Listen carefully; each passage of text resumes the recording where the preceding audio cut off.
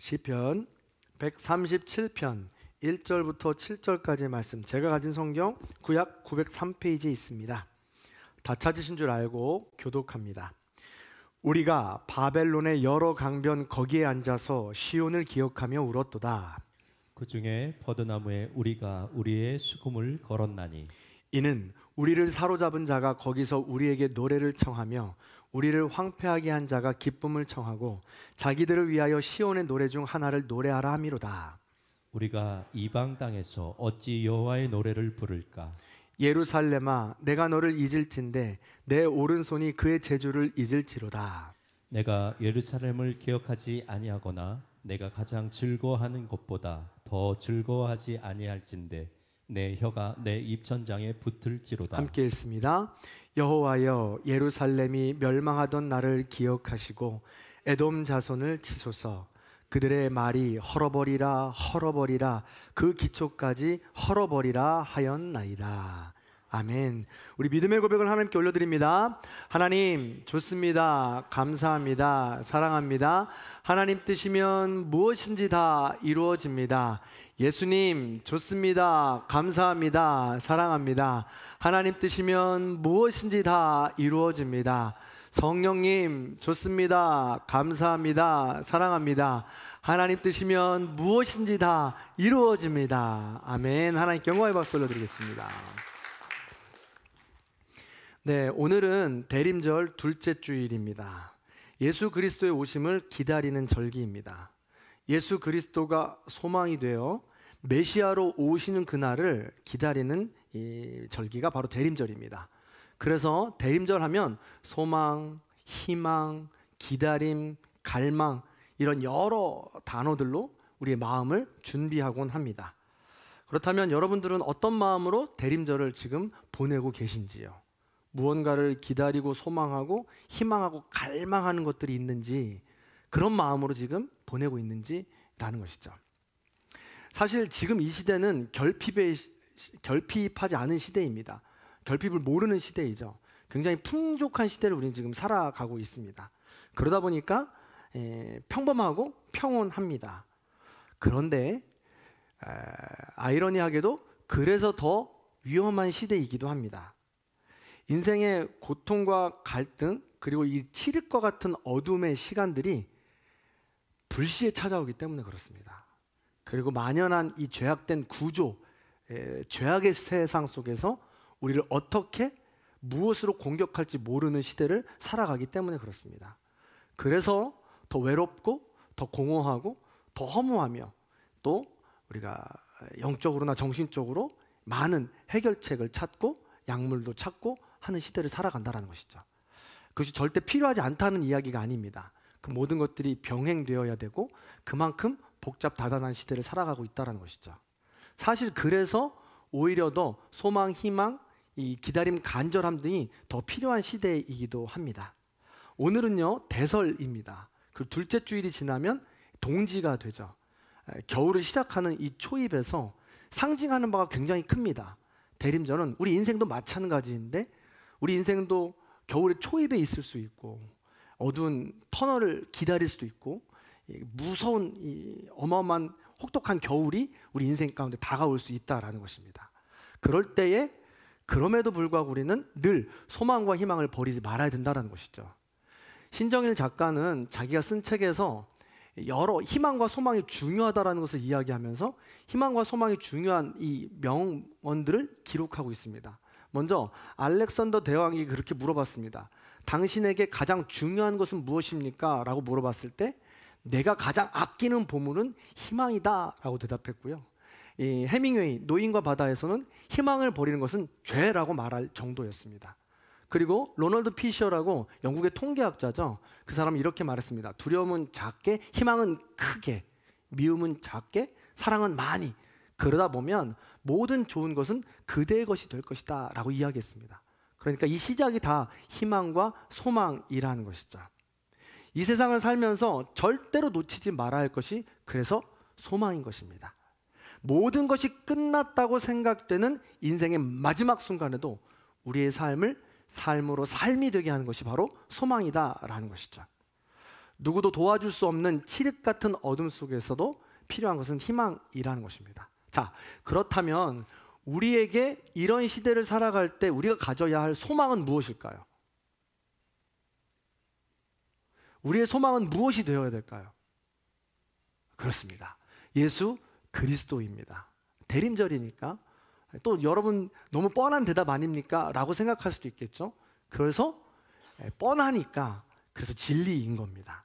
자, 오늘 말씀을 통해서 이 소망이 얼마나 중요하고 이 소망이 오는 그것이 예수 그리스도가 왜 이 소망이 되는 것인지 우리가 그 진리들을 한번 묵상해 보겠습니다. 자, 오늘 시편은 바벨론 포로기 혹은 그 이후에 지어진 것이라고 주석학자들은 추정합니다. 포로로 잡혀있는 상황은 말할 것도 없고 굉장히 고통의 순간이죠. 포로기 이후라도 마찬가지입니다. 우리가 수룹바벨, 에스라, 느헤미야를 통해서 살펴보았듯이 이스라엘 백성들이 70년간 포로의 생활을 하고 그 모든 것을 마치고 돌아왔는데 고향은 여전히 황폐합니다. 내가 기다리고 만나고 싶었던 동족들은 이방인과 통혼하며 그 모든 것들을 버려버렸습니다. 그 소망이 지금 없어질 지경인 것이죠. 절망스럽고 좌절스러웠다라는 것입니다. 이런 고통의 순간에 절망은 전염병처럼 번지기 마련입니다. 분노와 원망과 불평, 이 모든 것들은 전염병처럼 우리를 잠식하고 절망의 길로 인도한다는 것이죠. 그래서 사실은 이 소망을 갖기 위해서 나 자신을 지켜나가는 것, 내가 소망을 갖는 것 자체도 중요한데 만약에 그것이 힘들다면 사실 내 주변에 절망과 불평과 불만과 원망을 습관처럼 하는 사람이 있다면 사실 멀리하는 게 좋습니다. 왜냐하면 전염병이기 때문에 그래요. 그렇기 때문에 소망의 자리에 있을 때 첫 번째로는 내가 소망의 사람이 되어야 하고, 두 번째로는 이 불평과 불만과 이 절망의 이 어두운 세력들을 좀 약간 바운더리를 칠 필요가 있다라는 것이죠. 자, 이러한 절망의 순간에 시편 기자가, 이 시인이 가장 먼저 희망을 노래하고 있는데 이 순서가 중요합니다. 어떻게 희망을 노래하고 있는지 1절의 말씀을 같이 한번 읽어보겠습니다. 자, 1절의 말씀 읽습니다. 시작. 우리가 바벨론의 여러 강변 거리에 앉아서 시온을 기억하며 울었도다. 아멘. 그 시작은 우는 겁니다. 통곡입니다. 바벨론의 여러 강변은 타국의 포로의 자리입니다. 지금 절망의 자리이죠. 그 절망의 자리에서 우리가 시온을 기억하며 울었도다 라고 기록하고 있습니다. 이 바카, 이 통곡이라는 히브리어 단어, 에스라와 똑같은 말입니다. 이 통곡의 의미를 생각해 보시기 바랍니다. 시온이 어디냐면, 시온을 기억하며 울었다고 그랬어요. 시온은 예루살렘 남서쪽에 위치한 산입니다. 다윗이 정복했고 그곳에 언약궤를 놓고 하나님께 예배드렸던 곳이죠. 다윗이 누굽니까? 통일 왕국을 이룬 가장 성공했던 태평성대를 이룬 왕이었습니다. 하나님과도 가장 긴밀한 교제를 나누어서 다윗의 길로 가는 사람을 성경에서 계속해서 선왕이라고 이야기하고 있을 정도죠. 그렇기 때문에 시온을 기억한다는 것은 이스라엘의 가장 성공했을 때, 행복했을 때, 가장 번성했을 때를 의미한다라는 것이죠. 따라서 정치, 경제, 사회, 문화로서 봤을 때 시온의 기억은 가장 행복하고 성공적이고 좋은 기억이다라는 것입니다. 그런 시온을 기억하며 지금 울고 있는 것입니다. 자, 그런데 그렇게 시온을 기억하며 울었던 마음이 어떤 마음이었을까요? 어떤 마음일 것 같아요? 지금 절망의 자리에서 생각해 보시기 바랍니다. 내가 가장 좋았던 것을 잃어버렸을 때, 내가 가장 아끼던 사람을 떠나보냈을 때, 또 내가 가장 좋았던 인생을 잃어버렸을 때, 그때 그것을 기억하는 마음이 어땠겠느냐라는 것입니다. 사실 여기서 기억하다라는 단어는 자카르라는 단어인데, 자카르라는 단어는 새기다라는 뜻입니다. 새길 때 고대 근동에서는 칼이나 돌 가지고, 이 칼을 가지고 뾰족한 것을 가지고 돌에 새길 때를 이 자카르라는 단어를 쓴다라는 것이죠. 그래서 그 기억한다라는 것은 시온의 그 날을 마음판에 새겨가면서 잊지 못하도록 새긴다라는 것을 의미합니다. 그래서 새겨야 하는 내 노력도 들어가면서 한번 새겨진 것은 잊혀지지 않는다는 것을, 이 두 가지 마음을 다 갖고 있는다는 것이죠. 그래서 잘 생각해 보시면 기억한다라는 것이 기억하는 것도 어렵고 기억되는 것도 사실은 고통스러운 일이 참 많이 있습니다. 이런 여러 가지 복합적인 것을 지금 말한다라는 것이죠. 근데 생각해 보면 얻지 못한 것보다 이미 얻은 것을 잃어버렸을 때의 상실감 때문에 기억이 되는 순간이 더 고통스럽고 힘이 들죠. 사실 생각해 보면 지금 시온을 기억한다는 것은 그런 의미일 수도 있다는 것이죠. 자, 보세요. 성경에 보면 엘리사와 수넴 여인 이야기가 있습니다. 수넴 여인은요, 남편이 자상하고 집에 종을 둘 정도로 굉장히 귀족, 고상한 여인이었습니다. 근데 한 가지 안타까운 점은 그 집에 아들이 없었어요. 딸이 없었다는 거죠. 자녀가 없었어요. 그런데 정말 신실하고 거룩한 자매인지라 부인인지라 엘리사가 집에 왔을 때 온갖 마음과 정성을 다하여 공궤합니다. 섬긴다는 것이죠. 그랬더니 이 엘리사가 너무 감동을 받아가지고 수넴 여인에게 부족한 부분을 채워주고 싶다고 이야기합니다. 종에게 물어봤더니 다른 건 다 있는데 자녀가 없다고 이야기하죠. 그랬더니 엘리사가 하나님의 이름을 빌어서 이 자녀에게, 이 수넴 여인에게 자녀가 곧 생길 거라고 예언을 해줍니다. 아니나 다를까 얼마 후에 정말 자녀가 생깁니다. 그리고 떡두꺼비 같은 아들을 낳게 되죠. 그런데요, 그 아들이 소년까지 잘 자라게 되는데 한참을 잘 자라고 너무너무 행복한 시간을 보내게 됩니다. 하루는 아버지와 함께 들에 가서 일을 하는데 갑자기 시름시름 앓습니다. 아버지가 깜짝 놀라가지고 집으로 당장 보내요. 근데 집으로 돌아와서 어머니의 무릎에 누워서 시름시름 앓다가 곧 목숨을 잃게 돼요. 그래서 이 수넴 여인은 정신을 못 차립니다. 아무 말도 하지 않고 조랑 말을 하나 가지고 엘리사가 있는 곳으로 멀리 떨어져 있었는데 찾아갑니다. 막 찾아가서 엘리사를 보자마자 엎드려서 대성통곡하며 엘리사의 발을 붙잡죠. 그리고 이야기합니다. 엘리사요, 내가 언제 아들을 달라고 합니까? 왜 괜히 잘 살고 있는 나에게 아들을 주셔가지고 나를 이렇게 힘들고 어렵게 합니까? 왜 아이를 주셔서 세상 바꿀 수 없는 행복과 기쁨을 맛보게 하시고 왜 아이를 데려가서 세상 무너지는 절망과 고통을 맛보게 하십니까? 라고 대성통곡을 해요. 그래서 얼마나 대성통곡하는지 저 옆에 있는 게하시가 이 여인을 떨어뜨려야 되나 이렇게 막 머뭇거리는데 엘리사가 그만두라고, 그만큼 고통으로 할 말이 있으니까 이런 거라라고 이렇게 내버려 둡니다. 이 과정을 지나면서 이 수넴 여인은 하나님을 만나게 되었다라는 것이죠. 그만큼 처음부터 없었다면, 처음부터 몰랐다면 모를까 상실의 아픔은 컸다라는 것입니다. 이스라엘 백성들의 절망은 바로 이와 같다는 거예요. 시온에 태평성대했을 때 그 놀라운 은혜를 몰랐다면 모를까 충만하게 누렸던 흔적들이 있다는 것이죠. 그랬을 때 그것을 기억하니 그것을 잃어버린 우리의 마음이 너무나도 고통스럽고 절망스럽고 하나님께는 죄송하고 우리의 가족들에게는 미안한 마음이 여러 가지 복잡 다단한 마음들이 들었다라는 것입니다. 바로 이때 필요한 것이 박하 통곡이라는 것입니다. 내 마음에서 우러나오는 그 후회, 또 하나님 앞에 미안한 마음, 이런 모든 마음을 가지고 울어야 된다라는 것이죠. 그래서 이 울음의 고통을 지나야 상처는 메워지고 세워지면서 더 단단해진다라는 것입니다. 우리가 수술할 때도 마찬가지잖아요. 순간에 고통이 있지만 수술할 때 그 아픈 순간들을 보내게 되지만 이 순간을 지나야 살은 다시 오므라들고 새 살이 돋아나면서 단단해지는 거죠. 그 필요 중에 하나가 바로 이 울음이라는 거예요. 통곡이라는 겁니다. 중세 신학자 토마스 아퀴나스도 신학 대전에서 인간이 환난을 지날 때 7가지가 필요한데 그 중에 하나가 울음이라고 그랬어요. 울음은 반드시 필요하고 그래서 우리는 울어야 된다는 것이죠. 그러나 우리는 어떻습니까? 어릴 적부터 울지 않는 것이 멋지다고 배워왔습니다. 그래서 무릎팍이 깨져서 넘어져 울고 있으면 울지 말라고 배웠죠. 뚝 그치려고. 그래서 뚝 그치면 뭐라고 그래요? 어휴, 착하다고, 멋있다고, 잘한다고, 씩씩하다고 그렇도록 배웠다라는 것입니다. 또 어떻게 배워요? 우리나라 사나이 태어나서 3번 울어야 됩니다. 언제 울어야 돼요? 첫 번째, 태어났을 때. 두 번째, 부모님 돌아가셨을 때. 세 번째 언제예요? 그쵸, 나라가 망했을 때. 저는 오늘 알았네요. 신라면 먹을 때가 아니고요.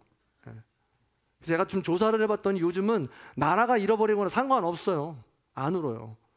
주식이 떨어졌을 때 많이 운다고 하더라고요. 이런 시대를 우리는 지금 살아가고 있는 거죠. 어찌 되었든 간에 사람은요, 고통과 역경의 순간에 울음의 시간을 지나고 아픈 통곡의 시간을 지날 때 우리는 그 고통을 알고 그 상처가 깨매어지는 시간이 된다라는 것입니다. 그래서 우리가 시온을 기억하며 울었도다라는 것은 하나님께서 베풀으셨던 은혜, 그것을 잃어버렸던 나의 잘못, 이런 모든 것들을 통틀어 생각하면서 통곡해야 된다는 것이죠. 그 고난의 순간에 내가 우는 순간이 나는 이렇게 연약하구나, 나는 이렇게 부족하구나, 나는 이렇게 죄인이구나, 그래서 전지전능하신 하나님을 바라보게 되는 이 과정이 필요가 바로 통곡이라는 것입니다. 자, 두 번째입니다. 지난주 말씀을 기억한다면 이렇게 통곡하잖아요. 하나님께 기도하잖아요. 그럼 그 다음에 필요한 단계가 뭐라고 그랬어요? 혹시 기억나세요? 하나님 앞에 울었어요. 기도했어요. 예배드렸어요. 그럼 거기가 끝이에요? 그럼 다 모든 게 해결됩니까? 그 다음에 뭐 해야 돼요? 말씀 앞에 말씀 따라 준행하는 삶을 살아야 됩니다. 그래서 오늘 2절과 3절을 보시기 바랍니다. 자, 기도만 한다고 해서 모든 게 사라지는 게 아니에요. 이스라엘 백성들이 버드나무에 우리의 수금을 걸었다라고 기록하고 있습니다. 버드나무 기억하시죠? 버드나무는 바벨론 강가에도 많았는데 이 나무가 그 지역에 흔했던 나무라서 팔레스타인 지역에도 아주 많은 나무라는 거예요. 그래서 강가에 앉아서 버드나무를 볼 땐 고향이 생각났다는 거예요. 그런데 그들이 가지고 있던 수금을 걸었습니다. 수금이 뭐냐면 레위인들이 하나님을 찬양하게 하는 도구예요. 수금이라는 것은 하나님을 찬양할 때 쓰는 도구입니다. 그런데 하나님을 찬양할 수 없는 지경에 있으니까 그냥 묶어버린 거예요. 걸어버렸다는 것은 사실 사용할 때 줄에 매달아 건다고 표현하잖아요. 사용할 때도. 그래서 지금 수금이 죽었다는 것을 의미한다는 거예요. 그만큼 고통의 순간인데 왜 고통의 순간이냐? 3절을 보니까 우리를 사로잡은 자가, 우리를 황폐하게 한 자가 자기들을 위해서 노래를 불러보라는 거예요. 그것도 니들 노래, 니들 하나님의 노래를 불러봐라 라고 지금 조롱하고 있기 때문에 그런 거죠. 여러분은 어떨 것 같아요? 레위인으로서 하나님을 찬양하는 것이 본인들의 사명이고 소명이며 살아가는 삶의 목적과 이유입니다. 그런 사람들에게 야, 니들이 그렇게 찬양하던 하나님인데 어디 계시냐?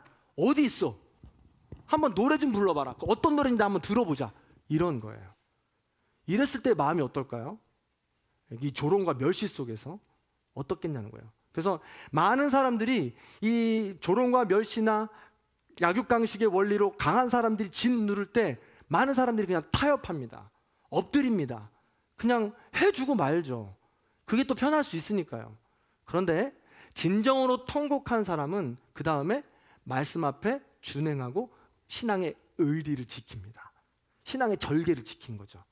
그 과정을 겪어야 된다는 것입니다. 그래서 이스라엘 백성들이 4절, 5절, 6절 뭐라고 기록해요? 자, 화면을 보시면서 세 번역으로 읽어보도록 하겠습니다. 자, 읽어볼게요. 시작. 우리가 어찌 이방 땅에서 주님의 노래를 부를 수 있으랴. 예루살렘아, 내가 너를 잊는다면 내 오르소나 너는 내 말아 비틀어져 버려라. 내가 너를 기억하지 아니한다면 내 혀야 너는 내 입천장에 붙어 버려라. 너무 놀라운 표현이에요. 우리가 너무 지금 건조하게 읽잖아요. 사실은요, 지금 사로잡힌 자가, 황폐하게 한 자가 이야기하는 거예요. 야, 니들 하나님이 살아계신 것 같다고 우리 항상 얘기하는데 한번 노래나 불러봐라. 그랬더니 아주 결연하게 이야기하는 거죠. 내가 이방 땅에서 어떻게 하나님을 찬양하겠습니까? 이 조롱의 소리에서 내가 어떻게 하나님의 노래를 더럽히겠습니까? 내가 차라리 그렇게 찬양하느니 내 오른손 그냥 말라 비틀어버리는 게 낫습니다.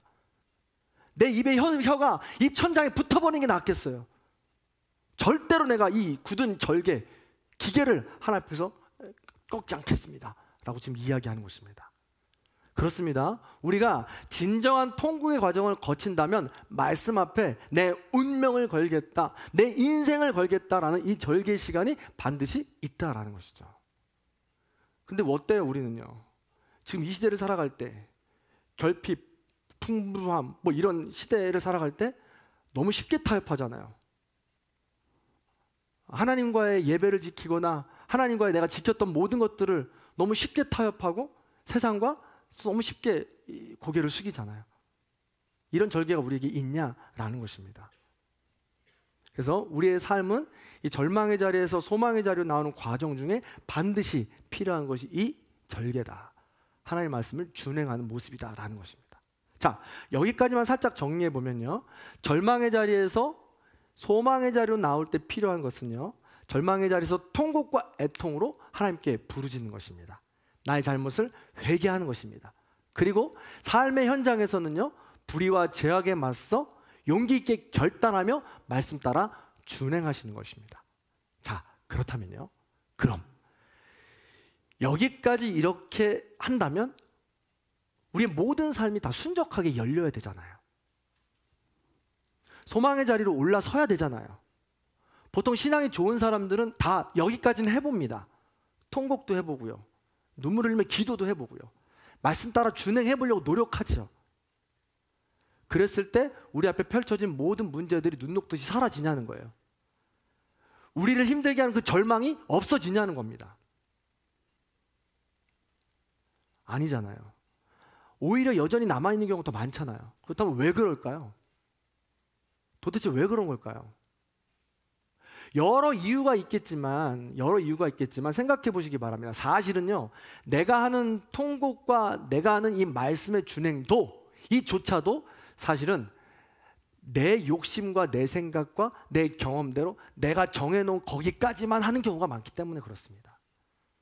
하나님이 원하시는 것은 더 나아가고 또 더 기다려야 하고 더 하나님께서 말씀하시는 때가 있을 것인데, 그것을 감당하지 못하고 우리는 쉬살이 타협하기 때문에 그렇습니다. 그런 경우가 더 많다라는 거예요. 그래서 물론 제가 말씀드린 것은 이 통곡과 이 준행이 필요 없다는 것은 절대 아닙니다. 반드시 필요하고 믿음의 여정 가운데 반드시 있어야 되는 것입니다. 그러나 추가되어야 될 것이 반드시 있습니다. 기본이 바로 이거예요. 자, 성경 말씀을 읽어봅니다. 화면을 보고 읽을게요. 오늘 말씀 7절입니다. 자, 7절의 말씀을 읽어봅니다. 시작. 여호와여, 예루살렘이 멸망하던 날을 기억하소서. 한 번 더 시작. 여호와여, 예루살렘이 멸망하던 날을 기억하소서. 아멘. 시편 기자는요, 하나님의 도우심을 간구하고 있습니다. 다른 말로 하면 은혜이죠. 이것이 반드시 필요하다는 거예요. 절망의 현장에서 나 혼자 결단하고 준행한다고 해서 나올 수가 없습니다. 반드시 하나님의 은혜, 하나님의 도우심이 있어야 된다는 거예요. 그래서 간구해야 합니다.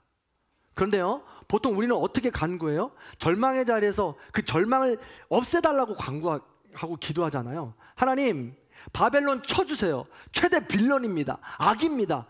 저 친구가 없어야 우리가 해방될 수 있습니다. 라고 기도할 거 아니에요.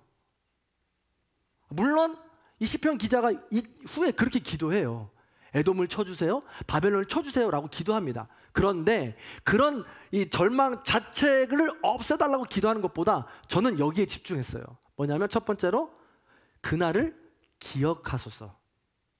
하나님 여호와여, 예루살렘이 멸망하던 그날을 기억하소서라고 기도했다는 거예요.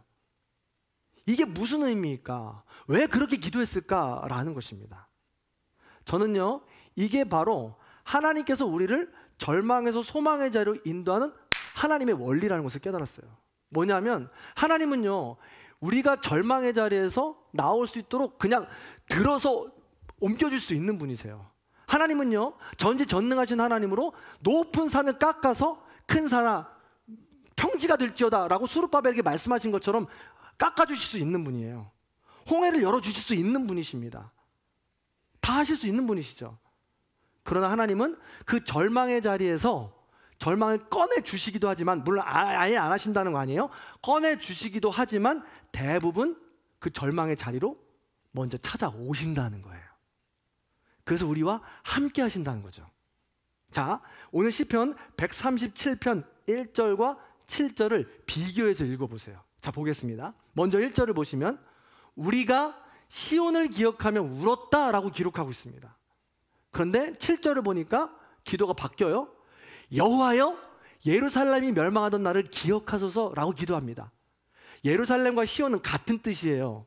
시온을 기억한다는 것은 자신들이 잘 살할 때도 있지만 자신들이 멸망했을 때를 기억하면서 울었다는 거예요. 그러니까 이 기도는 같은 겁니다.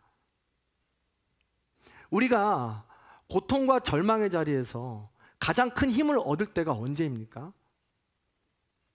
고통의 자리, 고통의 시간, 고통의 모든 상황, 이 모든 것들을 누구나 다, 아까도 말씀을 드렸지만 다 눈 녹듯이 사라지게 할 수 있는 능력 있는 사람이 얼마나 되겠어요. 그러나 우리가 새 힘을 얻고 그 절망의 자리를 나올 수 있는 힘을 얻는 것은 그 자리에 나와 함께하는, 동행하는 위로가 있기 때문에 그렇다는 것이죠. 하나님께서는 바로 그것을 이야기하고 있는 것입니다. 하나님께서는 고통의 그날을 기억하시고 고통의 순간에서 지금 나와 함께하고 계신 거예요.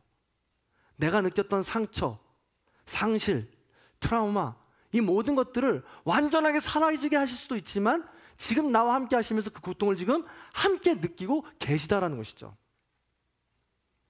자, 생각해 보시기 바랍니다. 하나님께서는요, 우리를 인격적인 존재로 지으신 거예요. 우리를 로봇이나 인형으로 만드는 것이 아니라는 거예요. 눈을 맞추고 대화를 하면서 함께 걸어가기 원하시는 인격적인 존재로 지으셨고, 그래서 잘 자라기를 원하시는 마음으로 우리를 지으셨다는 겁니다. 우리가 자녀를 양육합니다. 그런데요, 부모의 마음은 무엇입니까? 우리 아이가 건강하게, 행복하게, 인격적으로 자라길 바라는 마음이, 잘 살길 바라는 마음이 부모의 마음 아니겠어요? 그런데 아이들을 기를 때 어떤 마음으로 우리가 아이를 양육합니까? 그런 사랑하는 마음을 양육하는데 보통 그렇잖아요. 그래서 아이를 사랑하는 마음으로 아이가 걸을 때 넘어질까 봐 뒤에서 조심조심하면서 아이를 넘어졌을 때 일으켜 세워주는 거예요. 그런데 넘어질까 봐 평생 아이를 업고 다닐 수는 없잖아요. 아이들이 온갖 시험을 마주하며 불합격과 합격을 반복합니다. 그렇다고 불합격할까 봐 아이 대신에 날마다 시험을 대신 쳐줄 수 없잖아요. 아이들이 친구들과 문제가 생겼을 때 다투기를 반복합니다. 그럼에도 상처받을까 봐 부모가 늘 직접 개입해서 그 모든 문제를 해결해 줄 수 없잖아요. 그럼에도 불구하고 부모의 마음은 어떻습니까? 뭐라고 얘기해 줄 수 있어요? 어떻게 얘기해 줍니까? 얘야, 아빠가 뒤에 있잖아. 내가 너와 함께 하잖아. 네가 부르면 내가 언제든 달려가잖아. 그걸 꼭 기억해줘 라고 이야기하는 것이죠. 근데 아빠의 마음은 어때요? 애가 넘어졌어. 애가 불합격해. 애가 친구들과 너무 상처받고 힘들어해. 그때 아빠의 마음은요? 보고만 있는 아빠의 마음은 억장이 무너지죠. 다 해줄 수 있는 분인데 보고만 있는 아버지의 마음은 억장이 무너진다는 거예요. 그러나 하나님께서는 함께 하시면서 그 아픈 마음을 공유하시고 동행하시면서 그 절망의 자리에서 함께하는 그 힘으로, 내가 지금 동행하고 있다는 그 놀라운 응원으로, 격려로 스스로 일어나길 바라는 것이 바로 하나님 아버지의 마음이다라는 것입니다. 그래서 오늘 시편 기자는 우리가 시온을 기억하며 울었도다 라고 하면서 지금 힘들고 어려운 절망의 순간을 이야기하면서 기도하는 거예요. 여호와여, 주님도 예루살렘의 멸망의 날을 기억하여 주옵소서. 내가 아프고 힘든 날을 기억하여 주시옵소서 라고 지금 기도하고 있는 거예요. 이게 바로 절망의 자리에서 소망의 자리로 나오는 원리이고 진리입니다. 그 모든 것들을 다 해결해 줄 수 없는 거죠. 그래서요, 라틴어에 위로라는 단어가 있어요. 콘솔라시오라는 단어인데, 이 콘솔라시오가 위로, 위안이라는 뜻인데, 이 뜻이 이런 뜻이 있어요. 누군가 내 곁에 있고 나와 함께 있을 준비가 되어 있다. 누군가 나의 외로움 속으로 들어오고 내 곁에 머물 준비가 되어 있다 라는 것이 위로라는 거예요. 그래서 누군가 나에게 찾아와서 나와 함께 있어주는 것만으로도 그 고통의 시간, 고통의 자리, 고통의 상황과 여건 속에서 아무것도 하지 않고 나와 함께 있어주는 것만으로도 나는 절망의 자리에서 소망의 자리로 나오는 힘을 얻을 수 있다라는 것이 진정한 위로라는 것입니다. 하나님은 그걸 보여주시는 거예요. 아니나 다를까 사도 바울은요, 우리 하나님을 위로의 대장이라고 표현하고 있습니다. 고린도 후서 1장에 보면 인간이 모든 환난 속에 살아가는데 그 환난이 얼마나 크냐면 환난은 1장에서 계속해서 반복해요. 몇 번 얘기하느냐면 10번이나 얘기합니다. 아니죠, 참 8번을 이야기합니다. 8번을 이야기하는데 그 환난에서 나올 수 있는 방법이 뭐냐 했을 때 위로라고 이야기하면서 위로를 10번 이야기해요. 그 환난에서 나올 수 있는 방법은 위로다라고 지금 이야기하고 있는 것이죠. 그래서 바울은 고린도 후서 1장의 3절에 이렇게 이야기합니다. 같이 한번 읽어볼까요? 3절을 시작. 찬송하리로다. 그는 우리 주 예수 그리스도의 하나님이시요 자비의 아버지시요 모든 위로의 하나님이시며. 그렇습니다. 모든 위로의 하나님이세요. 그런데 괜찮아요. 띄워주세요. 모든 위로의 하나님이신데 거기서 멈추라는 게 아니에요. 모든 위로에 대신 하나님을 내가 만나야 되잖아요. 만났잖아요.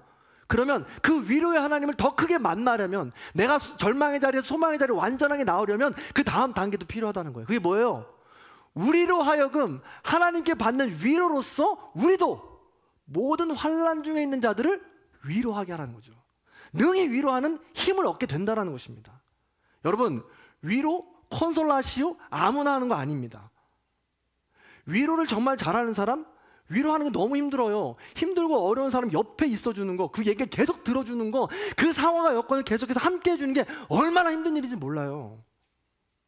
그런데 이 일들을 반복할 때 나도, 위로하는 나도, 위로하는 자 옆에 있는 나도 그 능력으로 일어날 수 있고 절망의 자리에서 소망의 자리로 나올 수 있는 존재가 된다는 것입니다. 오늘 성경 시편 기자는 이걸 이야기하고 있는 거죠. 말씀을 마무리할게요. 사랑하는 성도 여러분, 우리가 살아가는 세상은 세상의 부와 세상의 명예와 세상의 자랑만을 가지고 살아가는 시대입니다. 그러다 보면 나도 모르게 어느새 절망의 자리로 가 있어요. 그리고 그런 사람들이 가득 차기 때문에 우리가 살아가는 이 세상이 구조적으로 악할 수밖에 없습니다. 그래서 우리가 이 위로를 받지 않고 통곡과 말씀의 준행의 이 서클을 반복하지 않으면, 여기에 민감하게 반응하지 않으면 우리는 절망의 시대를 살아갈 수밖에 없다는 것입니다. 부디 오늘 말씀을 기억하시면서 이 서클을 기억하시고 통곡하고 준행하며 위로의 하나님을 모셔드리고 또 나도 위로로 하러 나아갈 수 있는 거룩한 존재로 거듭나시기를 주님의 이름으로 간절히 축원합니다. 그 마음을 담아서 우리 지난주에 나눴던 찬양 또 함께 고백해 보겠습니다.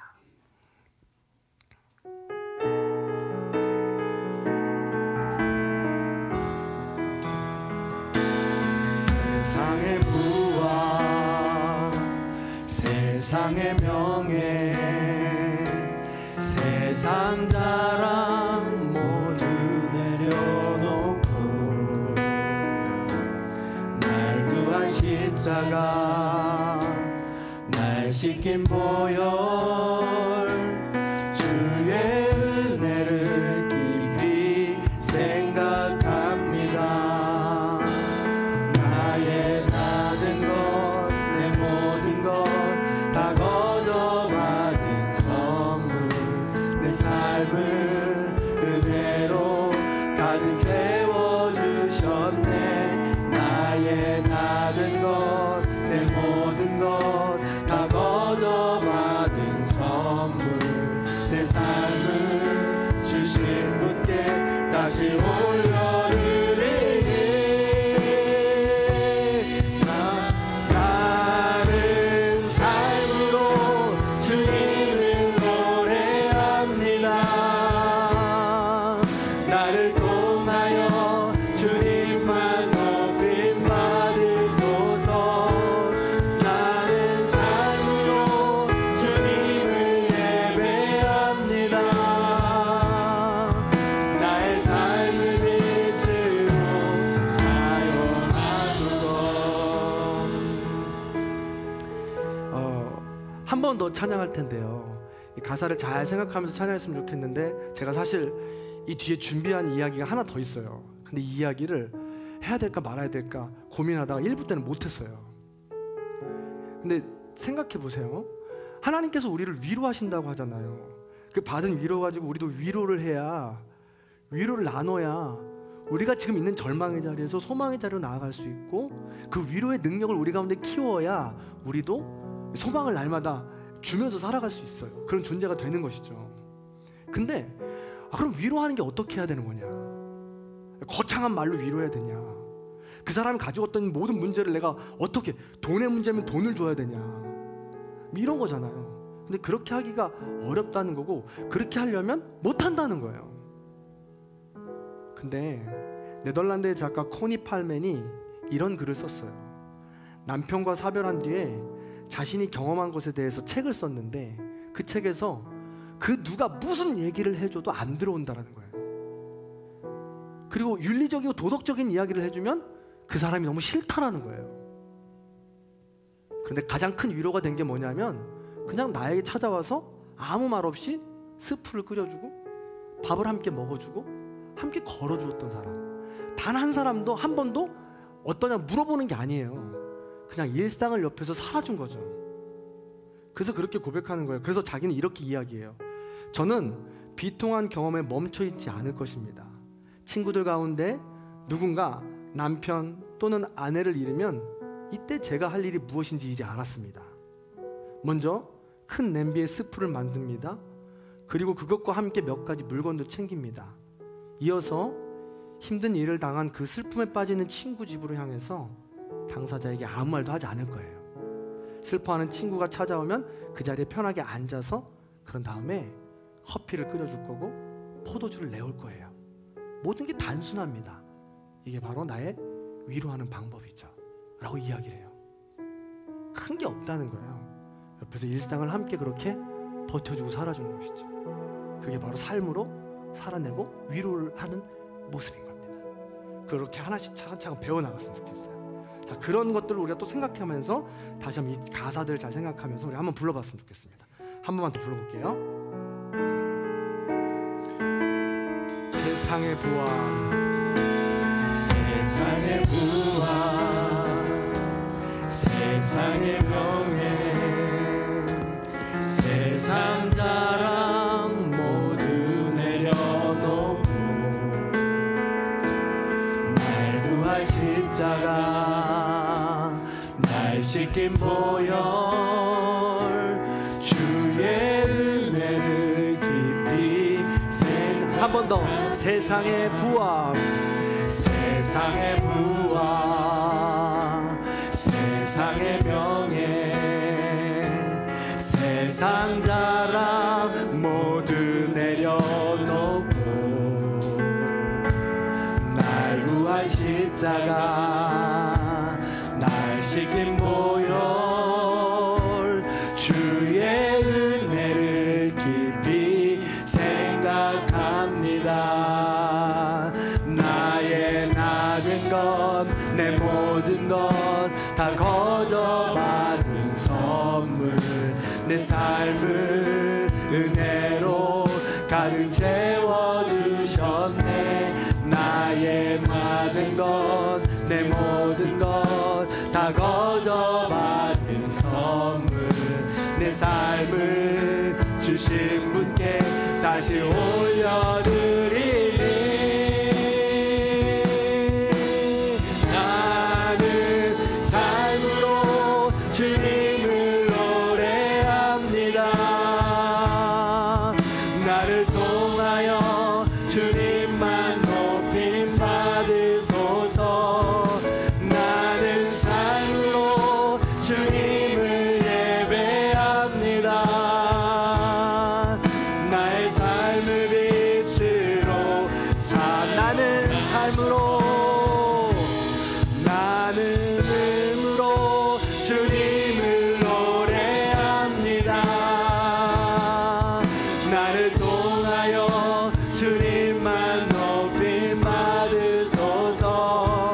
나는 삶으로 주님을 예배합니다. 나의 삶을 빛으로 나는 삶으로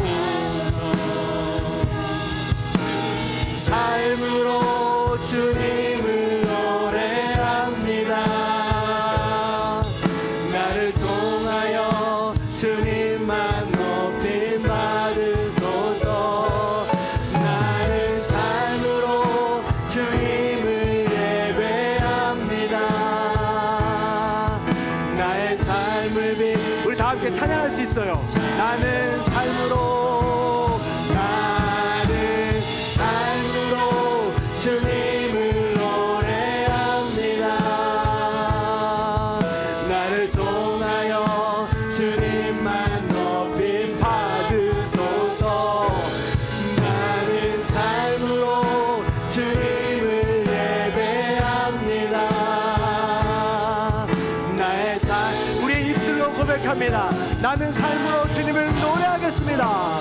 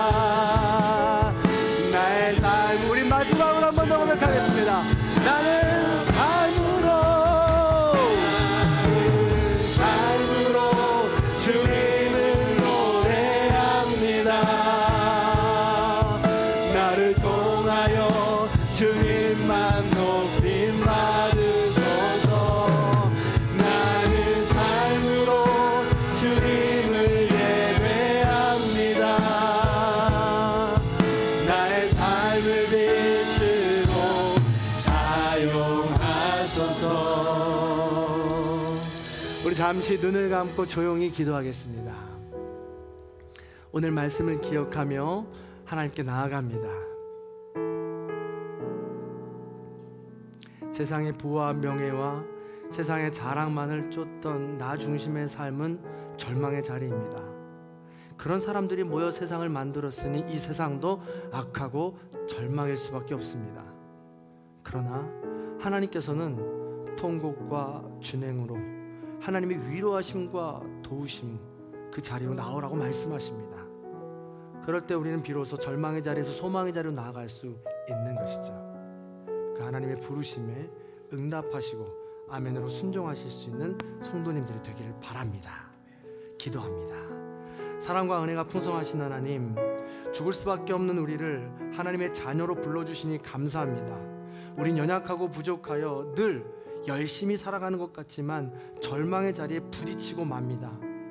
그것은 나의 죄 때문이기도 하고 그것은 세상의 죄 때문이기도 합니다. 연약하여서 부족하여서 죽을 수밖에 없는 그 상황에서 여전히 우리와 함께 하시는, 여전히 우리에게 위로해 주시는, 여전히 우리를 도와주시는 그 하나님의 위로하심을 찾을 수 있도록 인도하여 주옵소서. 그것을 간구하며 주님의 동행하심으로 다시 한번 이 땅에서의 새로운 희망으로 소망으로 주님만 바라보며 걸어갈 수 있는 우리 모든 성도님들이 될 수 있도록 인도하여 주시옵소서. 주님의 위로를 내 안에서 멈추게 하는 것이 아니라 그 받은 위로로 모든 사람들에게 위로의 자리로 나아가며 더 깊은 위로의 존재로 거듭나기 원합니다. 그렇게 위로가 우리의 삶에 넘치게 하여 주시고 주님의 뜻이 드러날 수 있는 거룩한 삶의 여정이 될 수 있도록 인도하여 주시옵소서. 이제는 우리 주 예수 그리스도의 은혜와 하나님 아버지의 극진하신 사랑과 성령님의 감화감동 교통하심의 역사가 우리의 삶을 주님께 드리며 통곡과 준행과 위로의 서클에서 주님이 동행하심을 결단하고 간구하는 우리 모든 성도님들 머리 위에, 원근각체 터져 있는 자녀들과 부모님들, 대림절을 보내고 있는 모든 주님의 백성들 머리 위에 이제로부터 영원토록 함께하옵시기를 간절히 축원하옵나이다. 아멘.